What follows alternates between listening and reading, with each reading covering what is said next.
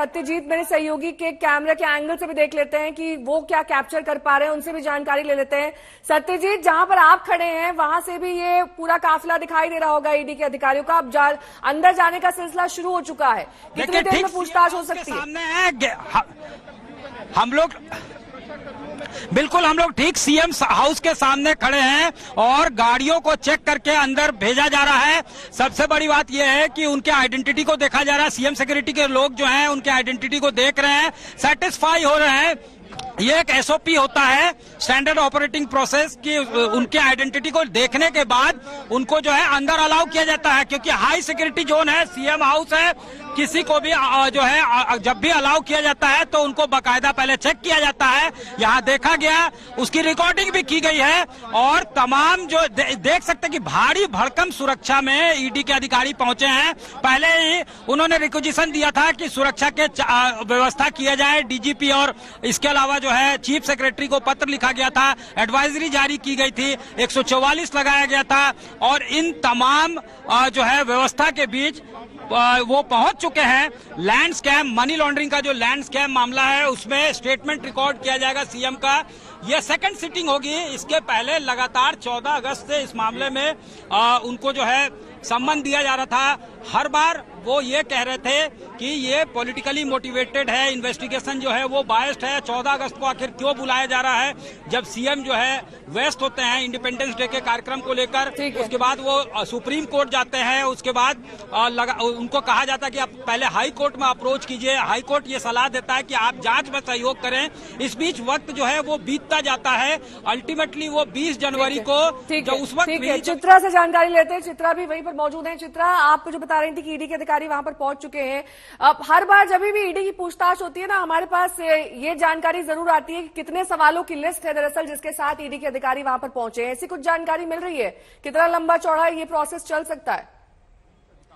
देखिए, आपको बता दें नेहा, 7.5 घंटे इसके पहले जब ईडी के अधिकारियों ने सवाल जवाब किए थे, तो आज भी आप समझ सकते हैं कि तकरीबन उसी तरह से लंबी चौड़ी पूछताछ होनी है। लेकिन उसके पहले मैं दिखाना चाहूंगी यहाँ की तस्वीरें, सुरक्षा के किस तरह के इंतजाम यहाँ पर किए गए हैं। आप देख पा रहे हैं तमाम यहाँ पर आईपीएस अधिकारी और यहाँ पर झारखंड पुलिस के तमाम जवानों की मुस्तैदी है। सीएम सिक्योरिटी में जो लोग लगे रहते हैं उनकी भी यहाँ पर मुस्तैदी है। ये लोग आपस में बातचीत कर रहे हैं, चूंकि ईडी के अधिकारियों ने मांग की थी कि आप हमें सुरक्षा पुख्ता मुहैया कराइए। इस वजह से इन लोगों की सुरक्षा, हमने देखा कि ईडी के अधिकारी जिस गाड़ी में थे उसके आगे 4-5 गाड़ियां चल रही थी पुलिस की और उसके पीछे 4-5 गाड़ियां चल रही थी। यानी कि सुरक्षा के बेहद पुख्ता इंतजामों के बीच में यहां पर ईडी के अधिकारी आए और उसके बाद सीएम सिक्योरिटी में लगे हुए लोगों ने बाकायदा उनकी जांच की। एक अधिकारी जो आगे की ओर बैठे हुए थे वो वीडियोग्राफी भी कर रहे थे ताकि किसी भी तरह का आरोप ईडी पर बार बार लगाया जाता है तो उससे बचा जा सके। ईडी के अधिकारी भी पूरे अपने प्रोटेक्शन के साथ चलते हैं। लेकिन कुल मिलाकर कई सवालों के जवाब। पहला इस बीच बड़ी खबर बता दें, इसी मामले से जुड़ी हुई खबर, विधायक बैठक में 2 सादे कागजों पर दस्तखत लिए गए हैं। ये सूत्रों के हवाले से खबर आ रही है। 2 सादे कागज लिए गए हैं, उसमें तमाम विधायकों ने जेएमएम के दस्तखत करे हैं। एक पत्र में कल्पना सोरेन के लिए दस्तखत कराए गए हैं। दूसरे पत्र में, यानी कि एक जो सादा कागज है उस पर कल्पना सोरेन बतौर मुख्यमंत्री और दूसरे पत्र में मंत्री चंपई सोरेन का नाम है।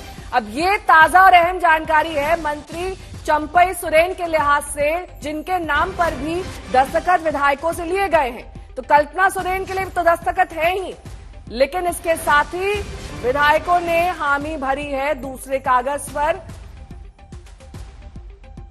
हिमांशु मिश्रा मेरे सहयोगी जुड़ गए हैं तमाम जानकारी के साथ। हिमांशु, अब ये नई और ताजा जानकारी मिल रही है चंपत सोरेन के लिहाज से?